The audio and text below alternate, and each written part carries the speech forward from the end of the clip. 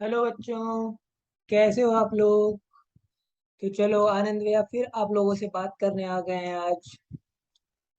आज किन किन टॉपिकों पे आज बात करेंगे हम लोग, वो यहाँ लिखा हुआ है, आप देख सकते हैं। पहला विजन, क्या उद्देश्य क्या है मेरा। फिर दूसरा है कि जेएनवीएसटी का सिलेबस, जो नवोदय विद्यालय सिलेक्शन टेस्ट का जो सिलेबस है वो बताऊंगा आप लोगों को। फिर मेरे के क्या प्लान्स हैं, मैं कैसे करके क्लास लूंगा वो बताऊंगा। और फिर आपको एक बहुत ही रोचक बात बताने का प्रयास करूंगा कि नवोदय विद्यालय से पढ़ के जो छात्र नवोदय विद्यालय से पढ़कर निकल चुके हैं वो अभी अपने जीवन में क्या कर रहे हैं। कुछ नामचीन हस्तियों के बारे में आप लोगों को बताऊंगा जो नवोदय विद्यालय से पढ़कर आज देश का नाम रोशन कर रहे हैं। तो चलिए वीडियो को स्टार्ट करते हैं। सबसे पहला है कि उद्देश्य क्या है। तो मेरा उद्देश्य आप लोगों का सिलेक्शन करवाना है जेएनवीएसटी एग्जाम, जेएनवीएसटी 2023 क्लास 6 के लिए जो एग्जाम होती है, इनमें इस एग्जाम में आपका सिलेक्शन करवाना मेरा विजन है। मेरा गोल है कि मेरे चैनल से जो भी बच्चा पढ़ेगा और कुछ ना कुछ सीखेगा, उसका सिलेक्शन जेएनवीएसटी एग्जाम में होना तय है। तो विजन तो यही है कि आप लोगों का सिलेक्शन जेएनवीएसटी एग्जाम 2023 में आप लोगों को करवाना। आप अपने डिस्ट्रिक्ट के जितने सारे बच्चे फॉर्म भरेंगे उसमें से 80 में से आपका नाम हो, मेरा यही एक उद्देश्य है और इसी उद्देश्य को लेकर मैं आया हूँ। दूसरा है कि क्लास के क्या प्लान्स है मेरे। तो सबसे पहले तो मैं बताता हूँ कि आपको सिलेबस के बारे में पता होना चाहिए। नवोदय विद्यालय का जो प्रवेश परीक्षा होता है उसमें तीन सिलेबस के तीन विषय होते हैं। गणित यानी कि मैथमेटिक्स, मेंटल एबिलिटी मानसिक योग्यता, और तीसरा होता है लैंग्वेज यानी कि भाषा परीक्षा। इन तीनों विषयों का एग्जाम होता है जेएनवीएसटी का टेस्ट में। तो मैं जो चाहता हूं, मैं सोच रहा हूं कि सबसे पहले आप लोगों को मैथ्स का सिलेबस कंप्लीट करवाया जाए, फिर मेंटल एबिलिटी का और फिर लैंग्वेज का। देखो अभी अक्टूबर खत्म, नवंबर स्टार्ट होने वाला है अब। और मान के चलो कि अप्रैल 34 में, सॉरी, अप्रैल 23 में आप लोगों का एग्जाम होगा जेएनवीएसटी का। हो सकता है एक महीना बाद भी हो जाए, एक महीना पहले भी हो जाए।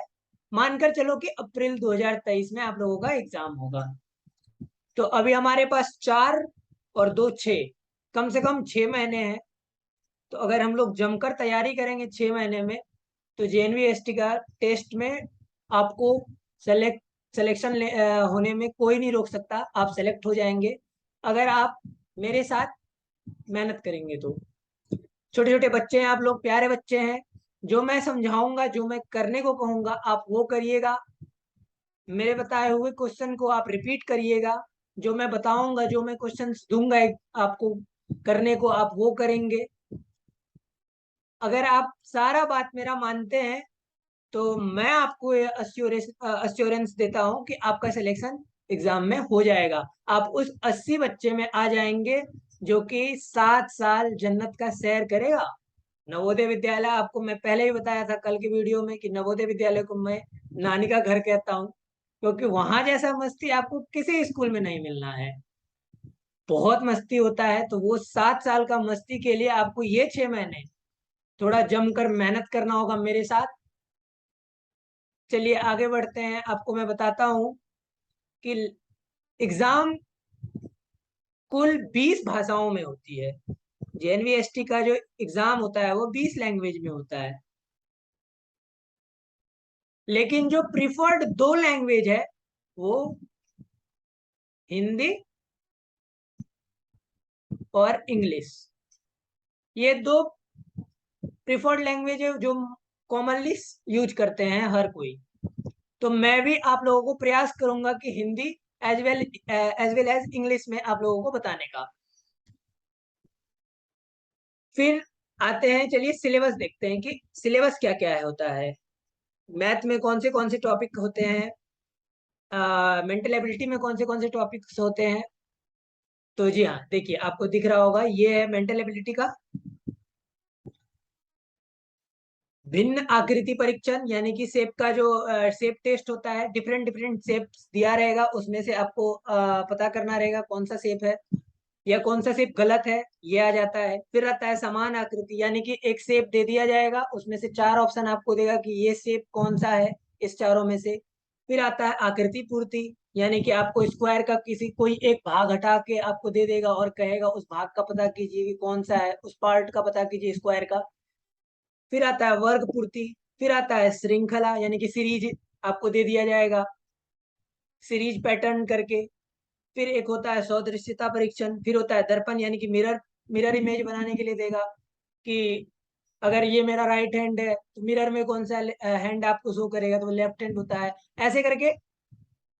फिर होता है पेपर कटिंग, यानी कि कागज काटना, कागज काट के यानी कि आप पेपर को कैसे फोल्ड करते हैं, अगर ऐसे फोल्ड कर रहे हो और काट रहे हो तब ये कौन सा शेप बना, अगर ये स्क्वायर है, मान लीजिए ये स्क्वायर है, फिर इसको फोल्ड कर दिया हाफ हाफ, तो अब ये क्या बन गया, मान के चलिए एक पैरीमीटर। तो कहेगा कि उसको स्क्वायर को आप मोड़ के, वर्ग को आप मोड़ दिए हैं आधा आधी और आधा आधी काट दिए, तो अब ये कौन सा शेप बन रहा है, यानी कि कौन सा ये चित्र है। तो आप वहां आयत कहेंगे, यानी कि रेक्टेंगल कहेंगे।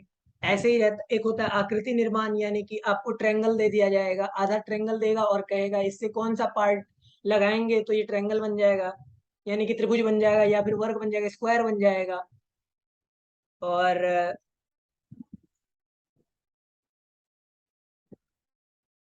हाँ, फिर एक है सन्निहित आकृतियां। ये सारे मेंटल एबिलिटी, यानी कि 10 टाइप का मेंटल एबिलिटी का क्वेश्चन आता है, 40 क्वेश्चन रहता है, हर टाइप से आपको चार चार क्वेश्चन रहेगा। फिर आते हैं मैथ पे।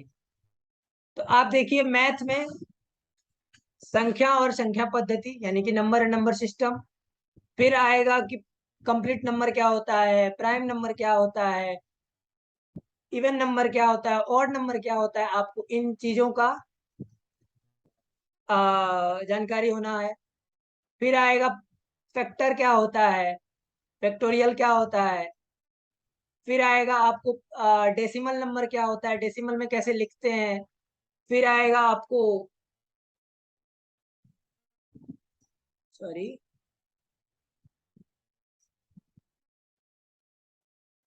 फिर आएगा फैक्टराइजेशन आपको करना है, प्राइम फैक्टराइजेशन होगा या फैक्टराइजेशन होगा। फिर आपका एलसीएम एचसीएफ होगा, यानी कि लघुत्तम हो गया, महत्तम हो गया। और एक मिनट, यहाँ दिख नहीं रहा है तो इसको छोटा कर देते हैं।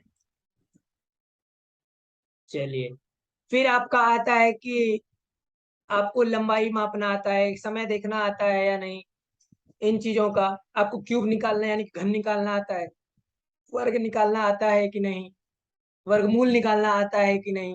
फिर होता है दूरी, समय, गति, स्पीड, टाइम और क्या कहते हैं डिस्टेंस का क्वेश्चन रहता है।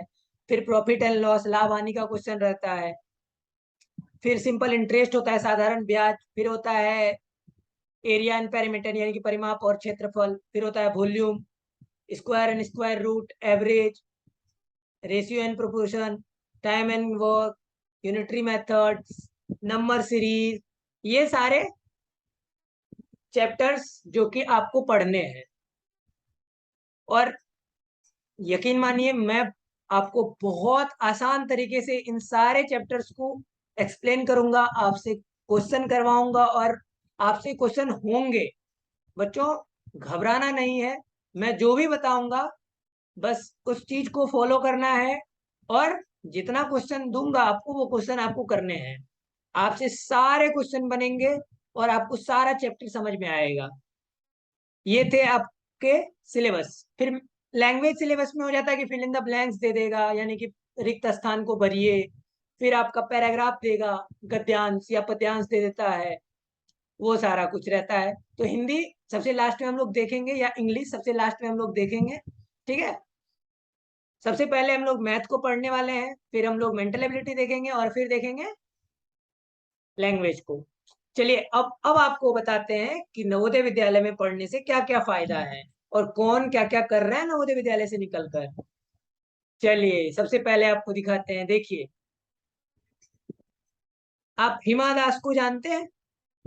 जानते हैं उड़न परी? हाँ, वही हिमा दास है। ये भी नवोदय विद्यालय से हैं, गोल्ड मेडलिस्ट हैं।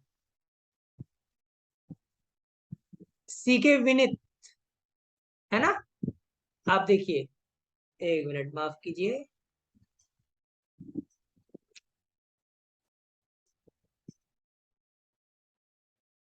एक मिनट बाबू। हाँ, चलिए अब देखिए, हिमा दास है एक, ये भी नवोदय विद्यालय से। सीके विनीत नवोदय विद्यालय से, जो कि इंडियन नेशनल फुटबॉल टीम के प्लेयर हैं। वीटी बलराम, जो एमएलए हैं। धनंजया कन्नौजिया, ये भी एक एमएलए है अभी उत्तर प्रदेश में। अब Dheeraj Singh, under 17 football player है और एफसी गोवा के प्लेयर हैं। इंडियन आर्मी के ऑफिसर हैं उमर साहब।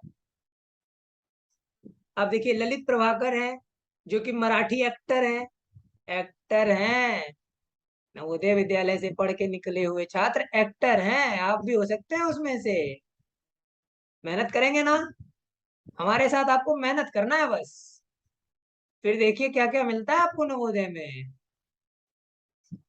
चलिए और आपको आगे बढ़ते हैं।